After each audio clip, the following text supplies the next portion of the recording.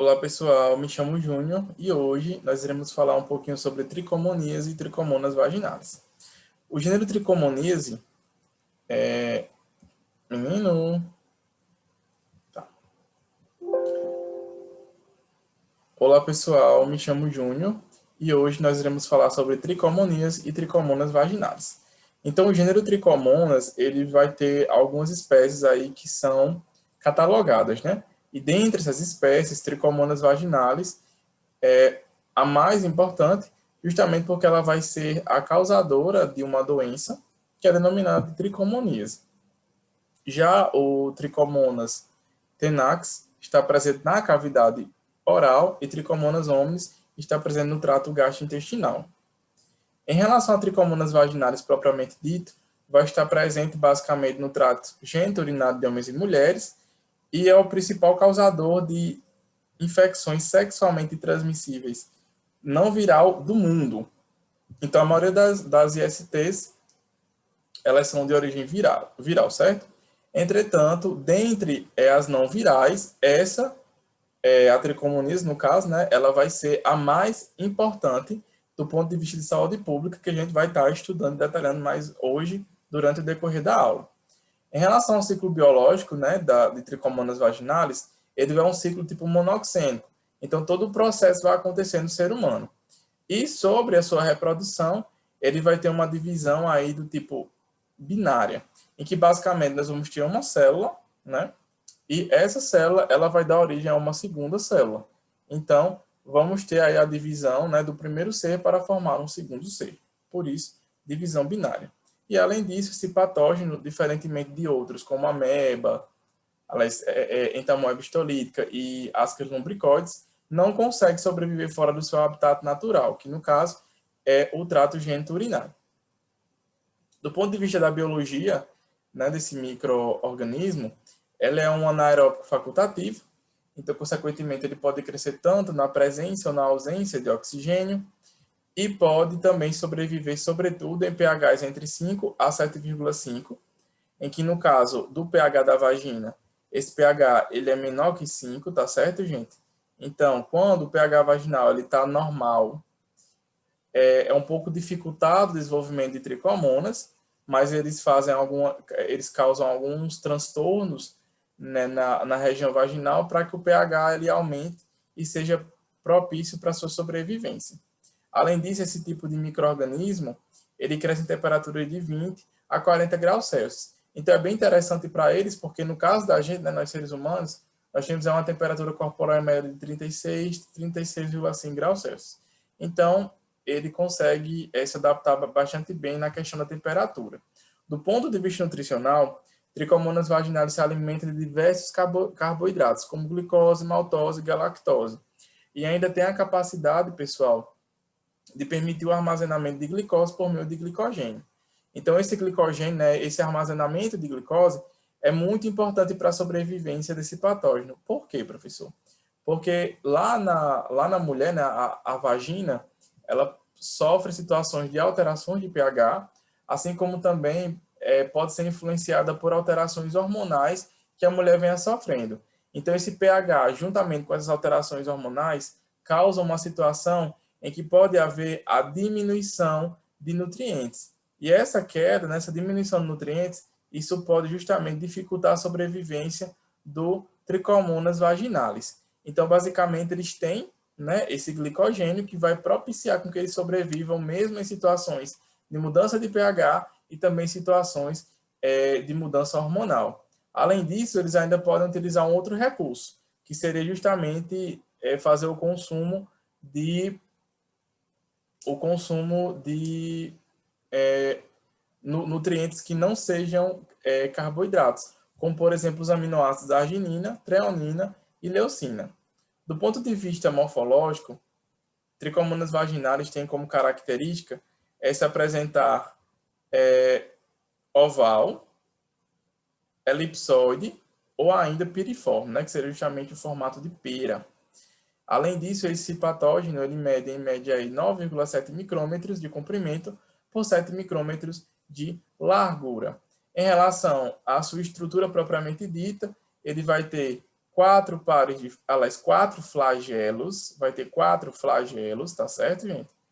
E esses 4 flagelos, juntamente com o axóstolo, que é essa estrutura aqui, e a membrana ondulante, que é essa estrutura que eu estou circulando agora, esses micro-organismos eles conseguem se locomover.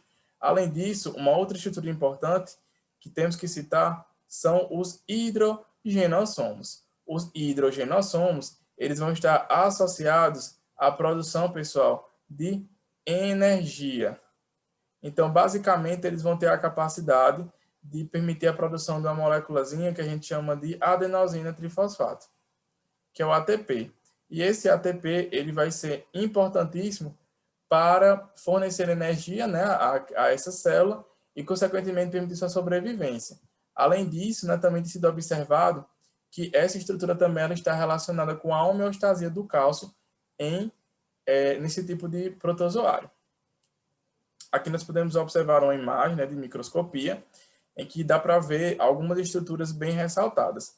Então, primeiro que a gente vê essa estrutura um pouco oval aí, né, em que nós podemos ver a presença do núcleo que está bem destacado. Vemos também aqui a presença da membrana ondulante. Nesse caso aqui, nós vemos até a presença de flagelo. E aqui nós vemos ainda a presença do axóstolo perpassando todo o micro-organismo. Em relação à transmissão, ela ocorre basicamente por meio de relação sexual. Então, de relação sexual desprotegida, né? Então, o uso de preservativos, obviamente, vai contribuir aí para barrar esse processo de infecção. No homem, é interessante ressaltar que tricomonas vaginalis pode sobreviver até uma semana no prepúcio. E, após o coito, ele pode estar infectando a mulher. Além disso, né, esse homem ele é considerado o vetor dessa doença. Porque quando ele faz relações sexuais desprotegidas com a mulher e ejacula, ele também vai estar perpassando esse patógeno. Além disso, a tricomoníase ela também pode ser passada de mãe para filho no momento do parto. Já em relação à patologia, nós temos alguns problemas relacionados tanto à gravidez, como também problemas relacionados à questão da infertilidade. Na gravidez, tricomonas vaginalis vai ter a capacidade aí de permitir uma ruptura prematura de membrana, né? Então, ele vai conseguir fragilizar, né, a membrana que recobre o feto, né, essa placenta que recobre o feto, e, consequentemente, isso pode estar ocasionando algumas situações, entre elas parto prematuro, assim como também natimorto e morte neonatal. Caso, né, a criança ela chegue realmente a nascer, ainda podemos ter a nascer viva, no caso, ainda temos uma situação de possível baixo peso desse recém-nascido, uma vez que ele geralmente vai nascer realmente prematuro. Uma outra situação seria a infertilidade, em que basicamente tricomonas ele vai infectar o trato urinário superior e ele vai ter a capacidade de agir lá nas tubas uterinas. Então, primeiro ele vai se aderir nessa tuba uterina, ele vai causar lesão na tuba uterina, ele vai causar o desenvolvimento de inflamação nessa tuba uterina. O que é que vai acontecer nessa região? Esse processo inflamatório, devido à presença desse parasita e devido a lesões celulares, vai ocasionar em toda uma situação de oclusão tubária. E essa oclusão tubária, ela impede com que haja a passagem de qualquer coisa. Então, nem passa óvulo, nem passaria também espermatozoides, por exemplo, ocasionando aí em uma situação de fertilidade, de infertilidade. Temos também a questão da transmissão do HIV, que tricomonas vaginalis acaba por facilitar essa transmissão. Por quê, professor? Primeiramente, porque lá na região da vagina, lá no colo uterino, ela vai ter esse protozoário, né, ele vai ter a capacidade de estar causando pequenas lesões que vão formar pontinhos avermelhados, que são os chamados pontos hemorrágicos. Consequentemente, isso vai permitir com que outros patógenos possam, nessa região, conseguir adentrar mais facilmente o nosso corpo, que no caso seria o HIV. Ele vai conseguir penetrar nesses pontos e chegar aí na nossa corrente sanguínea. Além disso, o processo inflamatório por si mesmo, ele vai permitir o recrutamento de células de defesa. E esse recrutamento, como macrófago e célula TCD4, vão ser bem interessantes, né, para o HIV, porque ele já vai conseguir encontrar células com quais ele vai conseguir interagir, né, se replicar e ainda destruir aí, permitindo o desenvolvimento de uma situação de AIDS mais facilmente. Além disso, Trichomonas vaginalis é capaz de degradar o inibidor da protease leucocitária secretória. Consequentemente, como esse inibidor, ele vai ter a capacidade de quê? Ele vai ter a capacidade de impossibilitar a interação do vírus do HIV com as células. Quando Trichomonas degrada, né, essa substância, consequentemente o vírus ele vai conseguir livremente interagir com a célula e se desenvolver. Uma outra situação que nós temos que discutir é em relação à patogenia, né, o dano celular que é causado pelo parasita para que haja depois o desenvolvimento da doença. Então, nós temos tanto características relacionadas à aderência como citotoxicidade. De aderência, a gente pode destacar aqui as adesinas e as integrinas, que elas vão ser importantíssimas para permitir o processo de adesão.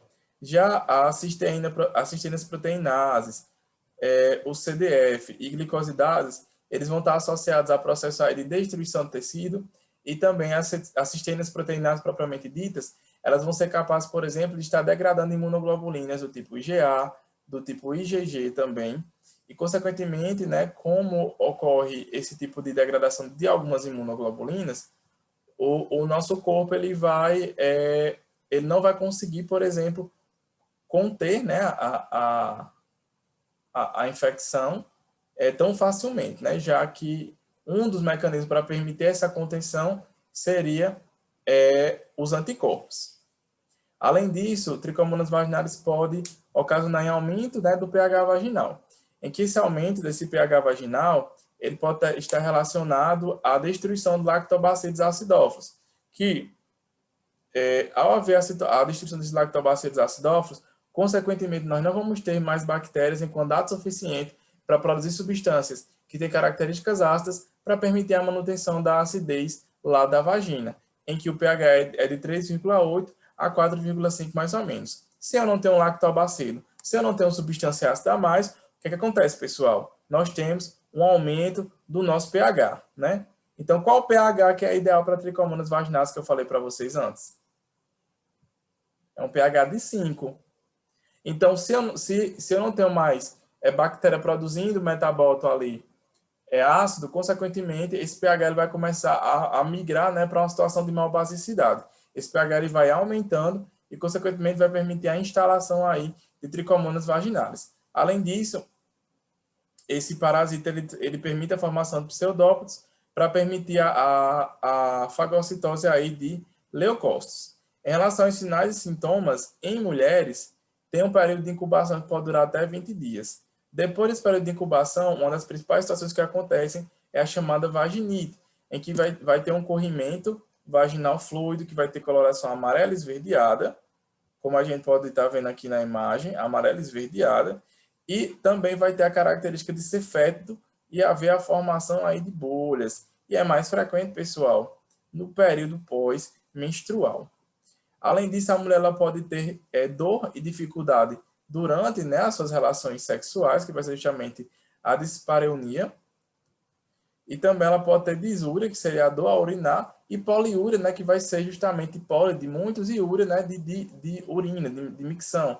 Então, o indivíduo ele vai acabar tendo que frequentemente ao banheiro urinar, né, quando está aí acometido dessa doença. E, além disso, temos os pontos hemorrágicos, que eu falei para vocês lá atrás na aula, em que nós temos aqui o colo do útero, né, e temos aqui a presença dos pontos hemorrágicos, que são justamente essas estruturazinhas que estão em vermelho e que são importantes, a gente viu lá, porque eles vão permitir uma porta de entrada para patógeno, né, incluindo, sobretudo, o HIV. Em homens, a infecção ela vai ser autolimitada. Por quê? Porque os homens eles vão ter a capacidade de estar produzindo substâncias que são antitricomonas. Então, as substâncias elas acabam destruindo esse tricomonas e, consequentemente, ele não consegue, né, permanecer o processo infeccioso do homem. Então, geralmente, os homens eles vão ser assintomáticos. Eles nem sabem que tiveram a doença, basicamente. Mas eles podem ter algumas manifestações agudas, como, por exemplo, a inflamação da região da uretra, em que vai haver a presença de pus, pode ter também dor a urinar, pode ter a formação de pequenas feridas penianas, a queimação após o ato sexual e também toda uma situação de coceira, né, que é o prurido. Além disso, pode haver ainda o surgimento de um corrimento, que ele vai ser claro, viscoso e pouco abundante. Dentre as complicações no homem, nós podemos citar principalmente a prostatite, que vai ser a inflamação da próstata, a balanoprostite, que vai ser justamente a inflamação da glândula do pênis, e a cistite, que vai ser aí a inflamação da bexiga. O diagnóstico ele pode ser feito com diversas secreções, como secreção vaginal, uretral e ainda pode-se utilizar o líquido prostático. Após o processo de coleta, caso o material não seja analisado de imediato, é importante que esse material ele seja coletado em algum tipo de meio ou líquido específico para permitir sua conservação até que ele chegue ao laboratório, né, até que ele seja utilizado, né, examinado. Então, dentre eles, podemos destacar a solução salina, que pode ser utilizada, e também o meio de cultura Stuart, que esse meio de cultura Stuart ele vai ser o meio apropriado para permitir aí o transporte dos mais diversos tipos de amostras biológicas. Então, o diagnóstico propriamente dito, ele pode ser feito em exame a fresco, né, que a gente basicamente leva diretamente a amostra para a lâmina, em que pode ser preparação não corada, em que nessa preparação não corada, basicamente, o que a gente faz? A gente pega a lâmina, adiciona o material biológico, adiciona aqui a solução salina isotônica, coloca a lamínula e leva para o microscópio para fazer leitura. O mesmo procedimento é feito com as preparações coradas. Entretanto, nesse caso aqui, ela pode ser utilizada de diversos corantes, como safianina, verde malaquita, de metileno. Entretanto, tricomonas, eles não vão se corar de fato, mas basicamente eles vão alguns elementos, né, desse micro-organismo vão se corar e vão permitir a sua identificação. É interessante ressaltar que tricomonas que se encontram mortos, eles não vão corar nenhuma estrutura. Desculpe, na verdade, os tricomonas mortos, eles são corados, eles acabam sendo corados intensamente. Entre os meios, nós também podemos semear esses micro-organismos em meios de cultura, como, por exemplo, Jackson e Trussell, e também o meio de cultura Diamond. Além disso, ainda pode-se utilizar PCR ou ainda pode-se utilizar o ELISA, né, que já seriam diagnósticos de biologia molecular e imunológicos, respectivamente. E, por fim, ainda tem sido muito utilizado, né, o Papa Nicolau aí para dar uma orientação, para dar um norte aí da identificação de tricomonas vaginais.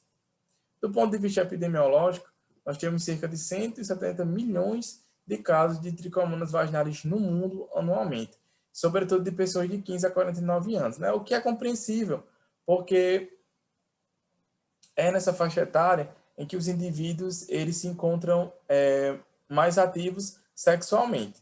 E, além disso, boa parte, né, quase todos os casos, eles acometem mulheres. Então, a faixa etária aí mais acometida de mulheres é entre 20 a 49 anos. E, no caso, a partir de 50 anos, essa frequência diminui, o que pode estar relacionado, por exemplo, à diminuição da vida sexual. E já em homens é mais prevalente entre 25 a 39 anos de idade.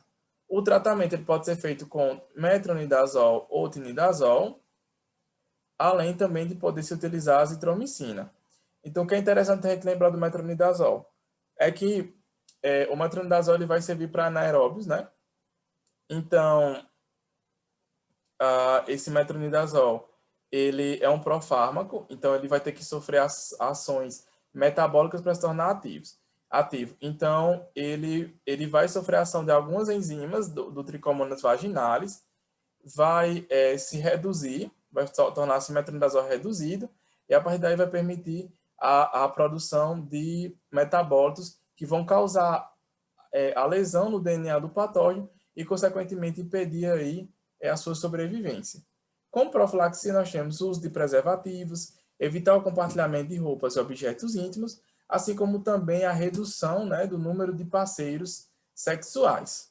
Então, pessoal, é basicamente isso. Espero que vocês tenham gostado da aula. Qualquer dúvida, só comentar aí, só entrar em contato comigo, que a gente vai tentando sanar. Obrigado.